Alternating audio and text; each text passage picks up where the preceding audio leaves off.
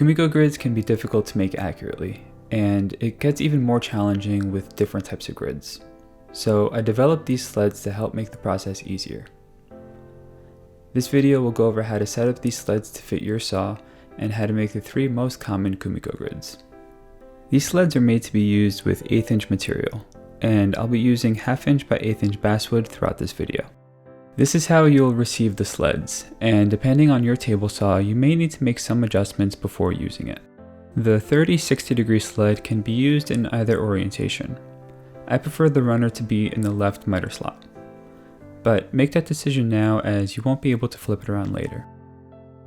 For the 90 degree sled, the runner under the sled needs to be placed in the left miter slot of your saw.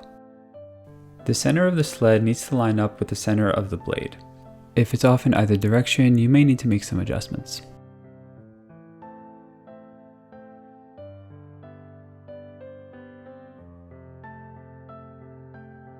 Remove the runner from under the sled and place it in your saw's right miter slot, shimming it with a couple of washers so it's raised slightly above the saw surface.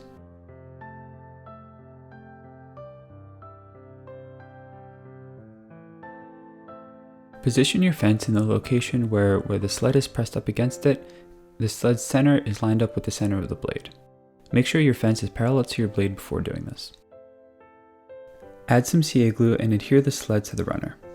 While doing this, make sure the center of the sled is lined up with the blade, and make sure your sled is square to the blade. These are very important to make sure the sled functions properly.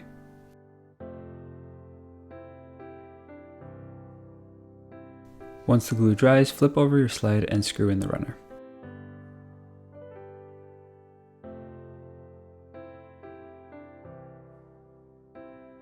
It's also a good idea to double check and make sure that your sled is square to the blade.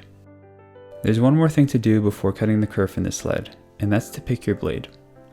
As mentioned earlier, this sled is made to be used with 1/8 inch material, so you need to use a full kerf blade. Some blades might be slightly under or over 1/8 of an inch, so it's important to do some tests. All these grooves were cut with different 1/8 inch blades, but as you can see, they are slightly different in widths. Choose the blade that produced the best result and use that with your sled. When cutting the kerf in the 30-60 sled, you want to raise the blade to 1 3/4 of an inch. Make sure not to cut through the 2 diagonal fences. You also don't need the kerf to go fully through the sled. You can stop when the highest part of the blade passes the diagonal fence that's closest to you.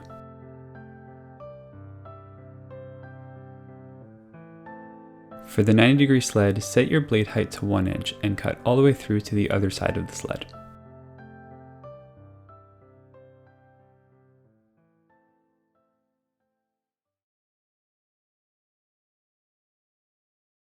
Now we can start making Kumiko grids. Let's start with the 90 degree sled, which makes square and rectangular grids. Set your blade height to half the width of your strips. In this case, it's 1/4 of an inch.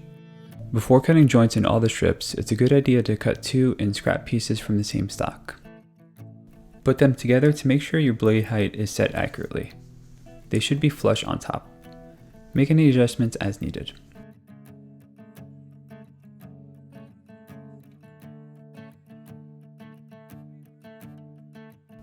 For the first cut, slide the registration key to be touching the fence. This places your first joint about 1/2 an inch away from the end of the strips.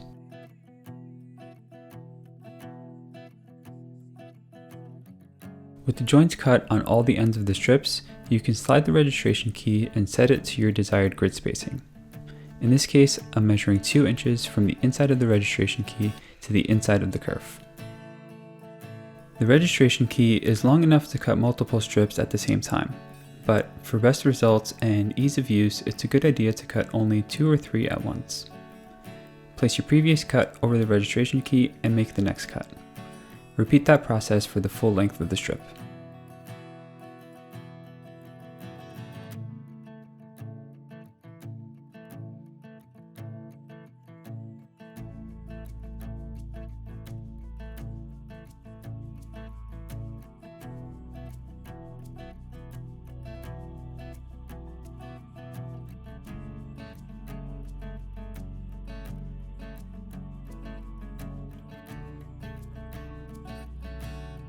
Glue isn't always needed in Kumiko, but it's a good idea to glue the grid together. You especially want to do this if you want to cut the tabs off on the ends of the strips.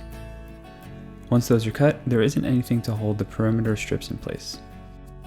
To apply the glue, I found these small, inexpensive makeup brushes, which are perfect for this. I'll put a link in the description if you want to pick up a pack. Assembling the grid is pretty straightforward. Place your first set of parallel strips with the joints facing up. Then place the first intersecting strip on the first joint. Continue along the length of the strips with the next pieces. I waited a little too long and the glue started setting in these joints, which made it more difficult to assemble them. So I quickly placed all the pieces in about halfway. Then I used a scrap piece of wood and a hammer to set them all in place. Once the glue fully set, I cut off the extra tabs on the ends of the grid. And with that, the grid is done and waiting for an infill pattern of your choice, or to be simply put within a frame or project. Now that you know how these go together, feel free to experiment with different sizes and spacings even within the same grid. There are two different grids you can make with the 30/60 sled, this diamond and triangular grid. Let's make the diamond grid first. All the steps for this grid are exactly the same as the square grid, except the joints are cut at an angle. Adjust your blade to cut halfway through your strips, and remember to cut some tests first. All the joints are cut referencing off of one fence. It doesn't matter which one you use, just make sure to stick to one.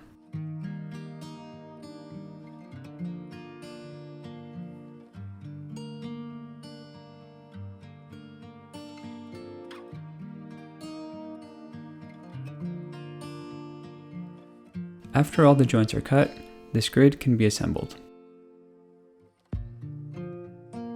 Keep in mind that all the grids that are shown within this video can be made with different spacings, and can be made as small or as large as you'd like.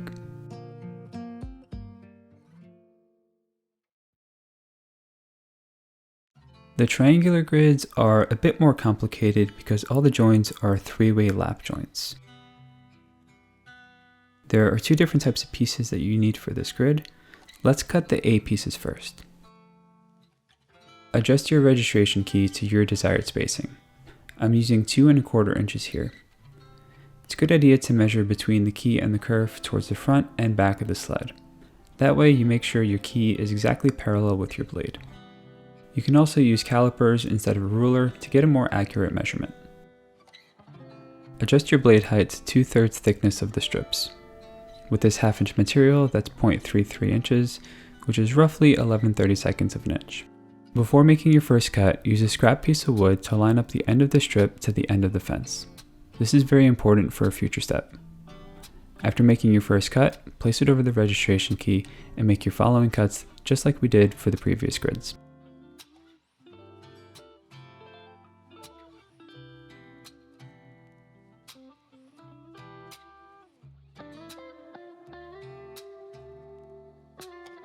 Once you cut all the joints on that strip, switch over to the other fence, registering the same face against the fence.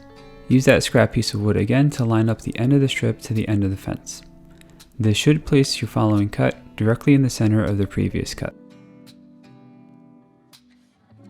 A good way to make sure that these joints are directly centered with the previous ones is to make sure that the point created from the previous joint is directly in the center of your curve cut.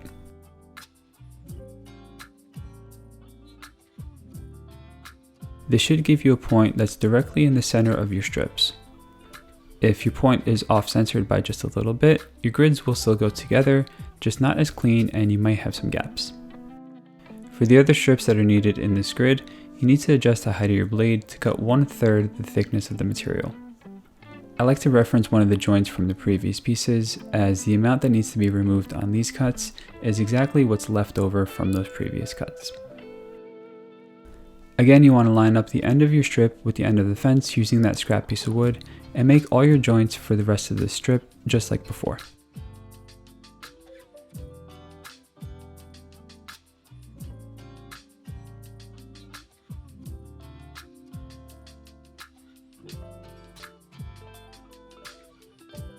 Once you got all the joints on this strip, flip the piece over and cut the joints on its opposite edge the exact same way.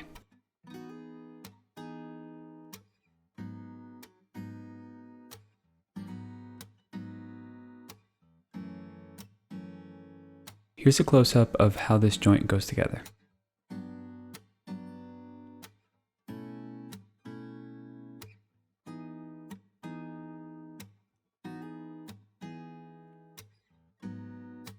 When assembling the grid, start by assembling 2 pieces on every joint. Here I have the B pieces on the bottom and the A pieces on top, forming this diamond pattern.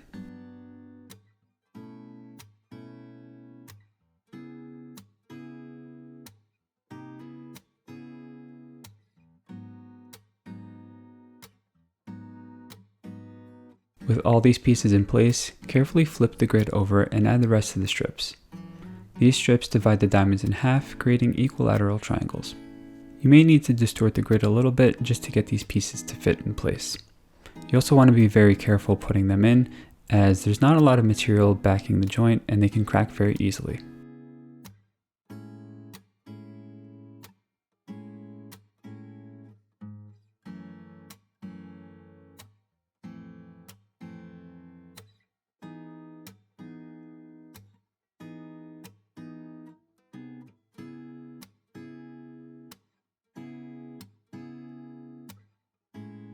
Just like the other grids, these can be made as small or as large as you like to fit within your specific project.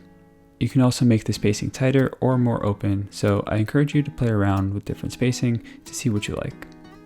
A tighter spacing will make the infill pieces smaller, which can be more difficult to cut, so keep that in mind when making your grids. Speaking of infill, there are quite a few directions you can take, and if you want to learn how to make a few of those different patterns, be sure to subscribe and hit the notification bell because I'll have a few videos coming out in the future that will teach you how to make different patterns. Remember that these sleds are available for purchase, and I'll have some links in the description if you're interested. Thanks for watching.